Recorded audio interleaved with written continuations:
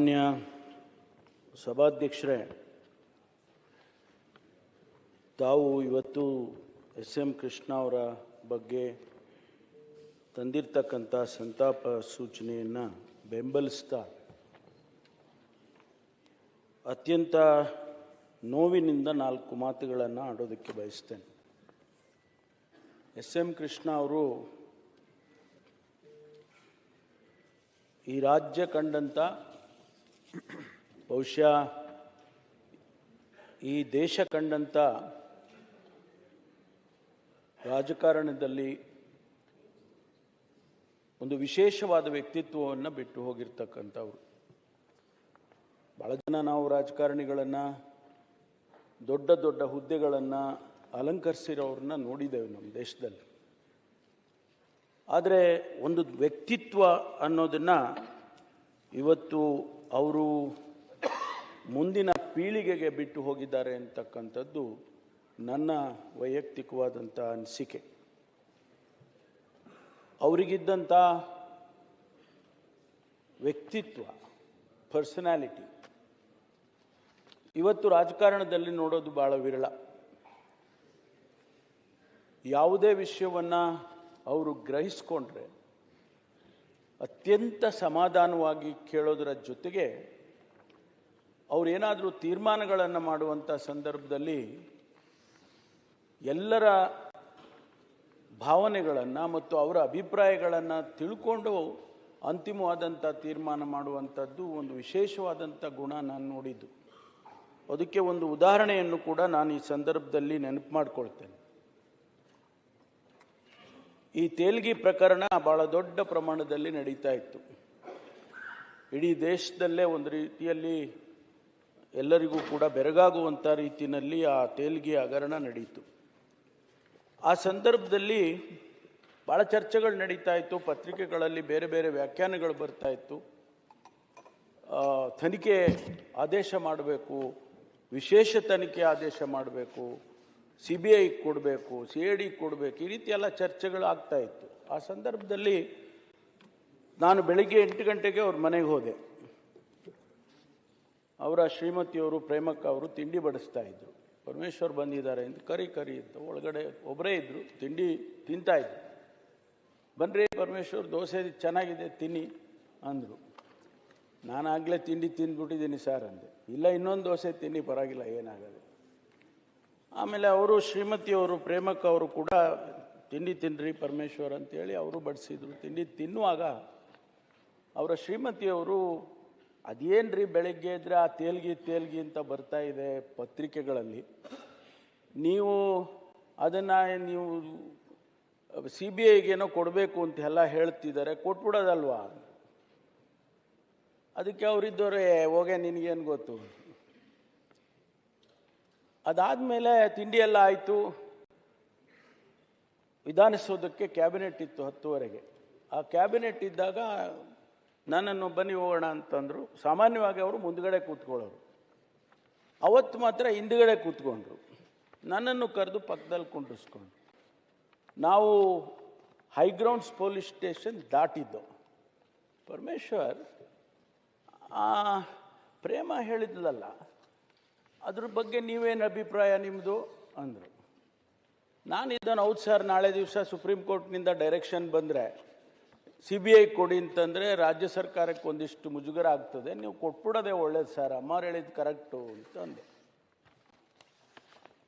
ಸ್ವಲ್ಪ ಯೋಚನೆ ಮಾಡಿಕೊಂಡು ಅಷ್ಟೊತ್ತಿಗೆ ವಿಧಾನಸೌಧ ಬಂತು. ಇಳಿದಾದ್ಮೇಲೆ ನನ್ನ ಪಕ್ಕಕ್ಕೆ ಕರ್ಕೊಂಡೋಗಿ ಹೆಗಲ ಮೇಲೆ ಕೈ ಹಾಕಿ, ಇದನ್ನು ನೀವು ಕ್ಯಾಬಿನೆಟ್ಟಲ್ಲಿ ಪ್ರಸ್ತಾಪ ಮಾಡಿ ಅಂದರು. ಸಬ್ಜೆಕ್ಟ್ ಏನು ಇರಲಿಲ್ಲ ಅದರದ್ದು. ಆ ಕ್ಯಾಬಿನೆಟ್ಟಲ್ಲಿ ಎಲ್ಲ ಸಬ್ಜೆಕ್ಟ್ಗಳು ಮುಗಿದಾದ್ಮೇಲೆ ನಾನು ಅದನ್ನು ಪ್ರಸ್ತಾಪ ಮಾಡಿದೆ. ಪರಮೇಶ್ವರ್ ಏನೋ ಹೇಳ್ತಾ ಇದ್ದಾನೆ, ನೋಡಿ ಅದನ್ನು ನಾವು ಚರ್ಚೆ ಮಾಡ್ಬೋದಾ ಅಂತ ಹೇಳಿದರು. KH ರಂಗನಾಥ್ ಅವರು ಅತ್ಯಂತ ಹಿರಿಯ ಮಂತ್ರಿಗಳು ಮತ್ತು ರಾಜಕಾರಣಿ. ಹೌದು ಸ್ವಾಮಿ, ಇದನ್ನು ಭಾಳ ಬೇಗ ಇತ್ಯರ್ಥ ಮಾಡಬೇಕು. ಹಾಗಾದರೆ ಎಲ್ಲರೂ ಮಾತಾಡಿ ಇದ್ರ ಬಗ್ಗೆ. ಪ್ರತಿಯೊಬ್ಬ ಕ್ಯಾಬಿನೆಟ್ನಲ್ಲಿರ್ತಕ್ಕಂಥ ಪ್ರತಿಯೊಬ್ಬರನ್ನು ಕೂಡ ಇಂಡಿವಿಜುವಲ್ ಆಗಿ ಅವ್ರು ಕೇಳಿದ್ರು. ನಿಮ್ಮ ಅಭಿಪ್ರಾಯ ಏನು, ನೀವೇನು ಹೇಳ್ತೀರಿ? ಕಡೆಗೆ ಅವರಿಗೆ ರಂಗನಾಥ್ ಅವರು ಮತ್ತು ಗೋರ್ಪಡೆ ಅವರು ಫೈನಲ್ ಆಗಿ ಹೇಳಿಬಿಟ್ರೆ ಅಷ್ಟು ಸಾಕು ಅವ್ರಿಗೆ. ಹಾಗಾಗಿ ಅವರು ಎಲ್ಲರನ್ನೂ ಕೂಡ ವಿಚಾರ ಮಾಡಿ ಅವರ ಅಭಿಪ್ರಾಯ ತಗೊಂಡು ಕಡೆಗೆ ಆಯಿತು ಕೊಡ್ಬೋದು ಅಂತೇಳಿ ತೀರ್ಮಾನ ಮಾಡಿ. ಹಾಗೆ ವಿಶೇಷವಾದ ಕೆಲವು ಗುಣಗಳನ್ನು ಅವರಲ್ಲಿ ನಾನು ಕಂಡಿದ್ದು. ಅವರಿಗೆ ನಾನು ಸ್ವಲ್ಪ ಬೇರೆ ಸಚಿವರಿಗಿನ್ನ ಸ್ವಲ್ಪ ಹತ್ತಿರದಲ್ಲಿದ್ದೆ. ಶಿವಕುಮಾರ್ ಅವರು ನಾನು ಸ್ವಲ್ಪ ಹತ್ತಿರದಲ್ಲಿದ್ದರು. ಶಿವಕುಮಾರ್ಗೆ ಬೇರೆ ಕೆಲಸ ಕೊಡೋರು, ನನಗೆ ಬೇರೆ ಕೆಲಸ ಕೊಡೋರು. ಅವರು ಶಿವಕುಮಾರ್ಗೆ ಕೊಡೋ ಕೆಲಸ ನನಗೆ ಕೂಡ ಹೇಳಿದರು. ಯಾರಿಗೋ ಒಂದು ಸಾರಿ ಕೇಳಿದಾಗ, ಇಲ್ಲರಿ ಪರಮೇಶ್ವರ್ಗೆ ಶಿವಕುಮಾರ್ ಕೆಲಸ ಕೊಡೋಕ್ಕಾಗೋದಿಲ್ಲ, ಶಿವಕುಮಾರ್ಗೆ ಪರಮೇಶ್ವರ್ ಕೆಲಸ ಕೊಡೋಕ್ಕಾಗಲ್ಲ ನೋಡಪ್ಪ, ಅದಕ್ಕೆ ಅವರವ್ರಿಗೆ ಕೆಲಸ ಆ ರೀತಿ ಕೊಟ್ಟಿದ್ದೀನಿ ಅಂತ ಹೇಳೋರು. ಒಬ್ಬ ಮನುಷ್ಯನನ್ನು ಅರ್ಥ ಮಾಡ್ಕೊಳ್ತಕ್ಕಂಥದ್ದು ಕೂಡ ಭಾಳ ಮುಖ್ಯ ಅಲ್ವಾ? ಲೀಡರ್ ಆದವರಿಗೆ ಒಬ್ಬ ಮನುಷ್ಯನನ್ನು ಅರ್ಥ ಮಾಡ್ಕೊಳ್ಳೋದು ಭಾಳ ಮುಖ್ಯ. ಬಹುಶಃ ನಾನು ಅನೇಕ ರಹಸ್ಯವಾದ ಕೆಲಸಗಳನ್ನು ನನ್ನ ಹತ್ರ ಮಾಡಿಸಿದ್ದಾರೆ. ವೀರಪ್ಪನ್ ಆ ಕಾಲದಲ್ಲಿ ಅನೇಕ ವಿಚಾರಗಳನ್ನ ಅದೆಲ್ಲ ನಾವು ಪಬ್ಲಿಕಲ್ಲಿ ಯಾವತ್ತೂ ಕೂಡ ಹೇಳುವಂಥದ್ದಲ್ಲ. ಆ ಸಂದರ್ಭದಲ್ಲಿ ಅನೇಕ ವಿಚಾರಗಳನ್ನು ನಾವು ಮಾಡಿದ್ದೇವೆ. ರಾಜ್ಕುಮಾರ್ ಅವ್ರನ್ನ ಹೊರಗಡೆ ಕರ್ಕೊಂಡು ಬರುವಂಥ ಸಂದರ್ಭದಲ್ಲಿ ಅಷ್ಟಿದ್ರೂ ಯಾರಿಗೂ ಅಪ್ಪಿತಪ್ಪಿ ಇನ್ನೊಬ್ಬರಿಗೆ ಎರಡನೇವರಿಗೆ ಆ ವಿಷಯಗಳನ್ನು ಹೇಳ್ತಾ ಇರಲಿಲ್ಲ. ಅಂಥ ಸೀಕ್ರೆಟ್ ಮೇಂಟೈನ್ ಮಾಡ್ತಕ್ಕಂಥವ್ರು. ನನಗೆ ಅವರು ಭಾಳ ಮುಖ್ಯವಾಗಿ ಇವತ್ತು ನಾವು ಅವ್ರನ್ನ ನೋಡ್ತಕ್ಕಂಥದ್ದೇನೆಂದರೆ, ಯಾವುದೇ ವಿಚಾರವನ್ನು ಅತ್ಯಂತ ಸಮಾಧಾನವಾಗಿ ತಗೊಳ್ಳೋ ಅಂಥದ್ದು. ಒಬ್ಬರ ಮೇಲೆ ಕೋಪ ಮಾಡ್ಕೊಂಡಿದ್ದು ನಾನು ನೋಡಲೇ ಇಲ್ಲ. ಅವರು ಯಾರನ್ನಾದರೂ ಗದರಿಸಿ ಮಾತನಾಡೋದು ಅಥವಾ ಕೋಪದಿಂದ ಮಾತಾಡೋದು ನಾನು ನೋಡಲೇ ಇಲ್ಲ. ಅಷ್ಟು ಸಂಯಮದಿಂದ ಅವ್ರು ನಡ್ಕೊಳ್ಳೋರು. ಮತ್ತು ಏನಾದರೂ ಅವರಿಗೆ ಬೇರೆ ರೀತಿ ಅನಿಸಿದರೆ ಕೂಡ ಅದನ್ನು ಎಕ್ಸ್ಪ್ರೆಸ್ ಮಾಡ್ತಿರ್ಲಿಲ್ಲ. ಅವರ ಮುಖಕ್ಕೆ ಹೇಳೋ ಅಂಥದ್ದಾಗಲಿ ಅಥವಾ ಕೋಪ ಮಾಡ್ಕೊಂಡು ಹೇಳೋ ಅಂಥದ್ದಾಗಲಿ ಅದನ್ನು ಯಾವತ್ತೂ ಕೂಡ ನಾವು ಅವರಲ್ಲಿ ಕಾಣಲಿಲ್ಲ. ಎಲ್ಲರನ್ನೂ ಭಾಳ ಪ್ರೀತಿಯಿಂದ ಕಾಣೋರು. Probably one of the greatest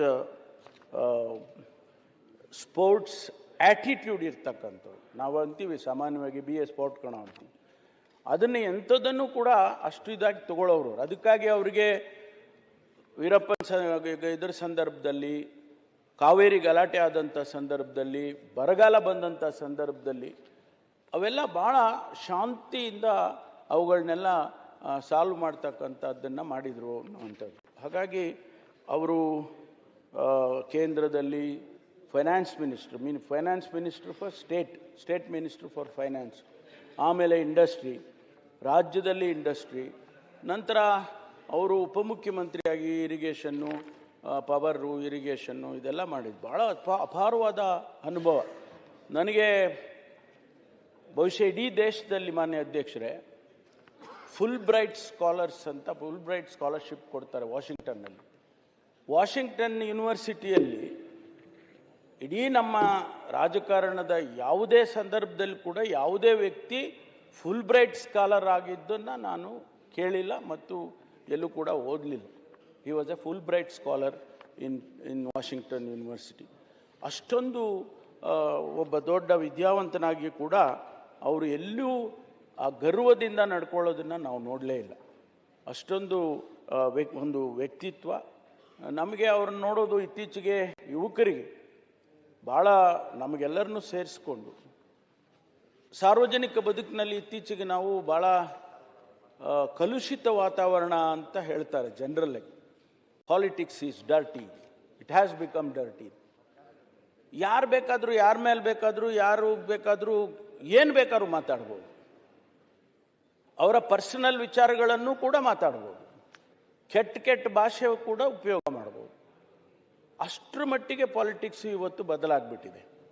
ಆದರೆ SM ಕೃಷ್ಣ ಅವರ ಬಾಯಿನಲ್ಲಿ ಒಂದು ದಿವಸ ಯಾರನ್ನಾದರೂ ಅವರ ಎನಿಮಿ ಶತ್ರುವನ್ನು ಕೂಡ ಅವರು ಯಾವತ್ತೂ ಕೂಡ ಒಂದು ಬೇರೆ ಶಬ್ದ ಉಪಯೋಗಿಸುವಂಥದ್ದನ್ನು ನಾವು ನೋಡಲೇ ಇಲ್ಲ. ಖಾಸಗಿಯಾಗಿಯೂ ನೋಡಲಿಲ್ಲ. 4 ಗೋಡೆ ಮಧ್ಯದಲ್ಲಾದರೂ ಕೂಡ ಅವನಂಗಂತೆ ಇವನಿಂಗಂತೆ ಅಂತ ಮಾತಾಡ್ತೀವಿ ನಾವು. ಆದರೆ ಅವರು ಖಾಸಗಿಯಾಗಿ 4 ಗೋಡೆ ಮಧ್ಯದಲ್ಲೂ ಕೂಡ ಯಾವತ್ತೂ ಯಾರನ್ನು ಕೂಡ ಮಾತಾಡಿದವರು ಅಲ್ಲ ಅನ್ನೋದನ್ನು ನಾನು ಗಮನಿಸಿದ್ದೇನೆ. ಆಮೇಲೆ ಅವರು ಅಶೋಕ್ ಅವರು ಹೇಳಿದಾಗೆ ಮಾನ್ಯ ವಿರೋಧ ಪಕ್ಷದ ನಾಯಕರು ಡ್ರೆಸ್ ಸೆನ್ಸು ಏನು ಅಧ್ಯಕ್ಷರೇ ಅವರು ಡ್ರೆಸ್ ಮಾಡ್ತಾ ಇದ್ದಿದ್ದು ಕರೆಕ್ಟಾಗಿ ಅವರ ಒಕೇಶನ್ನಿಗೆ ಆ ಡ್ರೆಸ್ಸನ್ನು ಮಾಡ್ಕೊಂಡು ಬರೋರು. ನಾನು ನೋಡ್ತಾ ಇದ್ದೆ, ನಾವು ಕಾಪಿ ಹೊಡಿಬೋದಲ್ಲ ಇದನ್ನು ಅಂತ. ಒಂದೊಂದು ಸಾರಿ ನಾನು ಸ್ವಲ್ಪ ಕಾಪಿ ಹೊಡೆದು ಬಿಡ್ತೀನಿ. ಆ ಒಳಗಡೆನೆ ಒಂದು ಶರ್ಟಲ್ಲೇ ಬೇರೆ ಕಲರ್ ಇರುತ್ತೆ. ಒಂದು ರೆಡ್ ಕಲರ್ ಹಾಕೋರು, ಮರೂನ್ ಕಲರ್ ಶರ್ಟ್ ಹಾಕೋರು, ಮೇಲ್ಗಡೆ ಸೂಟ್ ಹಾಕೋರು. ನಾನು ನೋಡ್ತಾ ಇದ್ದೆ, ನಾವು ಸಾಮಾನ್ಯವಾಗಿ ವೈಟ್ ಕಲರ್ ಹಾಕ್ಕೊಂಡ್ಬಿಡ್ತೀವಲ್ಲ, ಇವರು ಏನು ಈ ಥರ ಇದೆ, ಇದನ್ನು ನಾವು ಕಾಪಿ ಹೊಡಿಬೇಕು. ಅಷ್ಟು ಚೆನ್ನಾಗಿ ಡ್ರೆಸ್ ಮಾಡೋರು. One of the smartest person. ಒಬ್ಬ ಮುಖ್ಯಮಂತ್ರಿ ಆಗುವಾಗ ಎಷ್ಟು ಸ್ಮಾರ್ಟ್ ಅಂದರೆ ಅಷ್ಟು ಸ್ಮಾರ್ಟಾಗಿ ಇರೋರು. ಆಮೇಲೆ ಅವರಿಗೆ ಕ್ರೀಡೆಗೆ ಭಾಳ ಟೆನ್ನಿಸ್ಗೆ ವಿಂಬಲ್ಡನ್ಗೆ ಹೋಗೋರು ಟೆನ್ನಿಸ್ಸು ನೋಡೋದಕ್ಕೆ. ಅವರೇ ಖುದ್ದಾಗಿ ಅವರೇ ಆಡೋರು. ಬ್ಯಾಂಗ್ಳೂರು ಕ್ಲಬ್ಬಲ್ಲಿ ಕೊನೆವರೆಗೂ ಅವರು ಬಹುಶಃ ಅವರು ಓಡಾಡೋಕ್ಕಾಗೋದಿಲ್ಲ ಅನ್ನೋವರೆಗೂ ಆಟ ಆಡ್ತಿದ್ರು. ಆಮೇಲೆ ಹೋಗಿ ಕೂತ್ಕೊಳ್ಳೋರು. ಅಲ್ಲಿ ಓಡಾಡೋಕ್ಕಾಗೋದಿಲ್ಲ, ಆಟ ಆಡೋಕ್ಕಾಗೋಲ್ಲ ಅಂತಂದರೆ ಅಲ್ಲಿ ಹೋಗಿ ಕೂತ್ಕೊಂಡು ಬೇರೆಯವ್ರು ಆಡೋದನ್ನು ನೋಡ್ಕೊಂಡು ಮನೆಗೆ ಬರೋರು. ಅಷ್ಟು ಕ್ರೀಡೆಗೆ ಪ್ರೋತ್ಸಾಹ ಕೊಡೋರು. ನೀವು ಹೇಳಿದಾಗೆ ಮ್ಯೂಸಿಕ್ಕಿಗೆ, ಸಂಗೀತಕ್ಕೆ ಭಾಳ ಇಷ್ಟಪಡ್ತಕ್ಕಂಥ ವ್ಯಕ್ತಿತ್ವ. ಅವರು ಇವತ್ತು ನಮ್ಮನ್ನು ಅಗಲಿ ಹೋಗಿದ್ದಾರೆ. ಬಹಳ ಸಾಕ್ಷಿಗುಡ್ಡೆಗಳನ್ನು ಬಿಟ್ಟು ಹೋಗಿದ್ದಾರೆ. ಇವತ್ತೇನಾದರೂ ಬೆಂಗಳೂರು ಅಂತಾರಾಷ್ಟ್ರೀಯ ಮಟ್ಟದಲ್ಲಿ ನಿಮಗೆ ಇಂಡಿಯಾ ಅಂದರೆ ಫಾರಿನ್ ಕಂಟ್ರೀಸಲ್ಲಿ ನಾವೆಲ್ಲ ಹೋದಾಗ ಸಾಮಾನ್ಯವಾಗಿ ಮಾತಾಡುವಾಗ ವೇರ್ ಆರ್ ಯು ಫ್ರಮ್ ಅಂದರೆ ಐ ಆಮ್ ಫ್ರಮ್ ಇಂಡಿಯಾ ಅಂದರೆ ಸ್ವಲ್ಪ ನೋಡ್ತಾರೆ. ಐ ಆಮ್ ಫ್ರಮ್ ಬ್ಯಾಂಗ್ಳೂರು ಅಂದರೆ ಅವಾಗ ಕಿವಿ ನೆಟ್ಗಾಗ್ತವೆ. ಬೆಂಗಳೂರನ್ನು ಇಡೀ ವಿಶ್ವಕ್ಕೆ ಪರಿಚಯ ಮಾಡಿಕೊಟ್ಟಿದ್ದು ಎಸ್.ಎಂ. ಕೃಷ್ಣ ಅವರು. ಅದರಲ್ಲಿ ಈ ಆಧುನಿಕ ಜಗತ್ತಿಗೆ IT ರೆವಲ್ಯೂಷನ್ ಅಂತ ಏನಾಯ್ತಲ್ಲ ಇಂಡಿಯಾ ದೇಶದಲ್ಲಿ, IT ರೆವಲ್ಯೂಷನ್ ಬೆಂಗಳೂರಿನಲ್ಲಿ ಕರ್ನಾಟಕದಲ್ಲಾಗೋದಕ್ಕೆ ಮುಖ್ಯ ಕಾರಣ ಯಾರಪ್ಪ ಅಂತ ಹೇಳಿದರೆ ಎಸ್.ಎಂ. ಕೃಷ್ಣ ಅವರು. ಎಷ್ಟು ಒಂದು ಸಂದರ್ಭದಲ್ಲಿ ಒಂದು ದಿನಕ್ಕೆ 200-300 ಕಂಪನಿಗಳು ರಿಜಿಸ್ಟರ್ ಆಗ್ತಾ ಇತ್ತು ಮಾನ್ಯ ಅಧ್ಯಕ್ಷರೇ, IT ಕಂಪನಿಗಳು, ಸ್ಮಾಲ್ ಟು ಬಿಗ್.